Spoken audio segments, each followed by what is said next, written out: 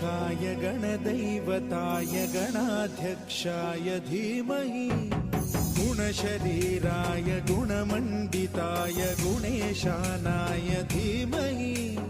गुणातीताय गुणाधीशाय गुणप्रविष्टाय धीमहि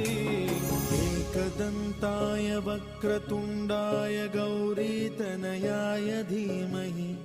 गजेशानाय भालचन्द्राय श्रीगणेशाय धीमहि